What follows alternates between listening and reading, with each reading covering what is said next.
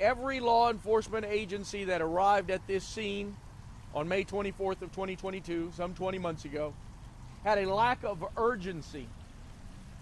That word is replete in this report. A lack of urgency. Indeed, there's not a whole lot in this report that we don't already know and that you haven't already broken to the public. Not a whole lot. But I think that in the final conclusion, I think the only solace that we can take from it is that it's finally in black and white and in writing for all of us to see. The biggest conclusion that we can all take is something we've already known for the last year and a half or more. And that's the Department of Public Safety should have known better. Its failed leadership and its infrastructure failed this community and failed rural Texas. The local police failed this community.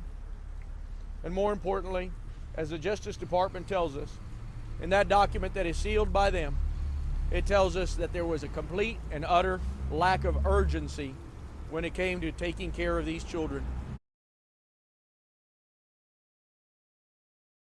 But this isn't about who gets the kudos for anything. This is about finding justice for families.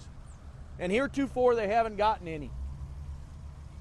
There's no justice for these families.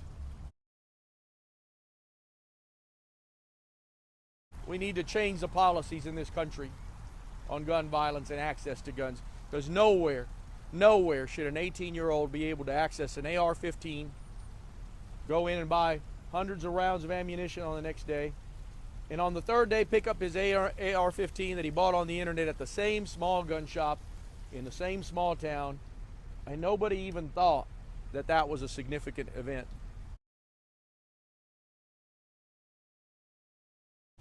The Department of Public Safety and this governor failed these children, wanted to come out and have this hero story. You'd think that this feeble governor, after 24 hours of noticing what happened here, someone would have briefed him on the fact that his cops took 77 minutes to go in there, but that didn't happen.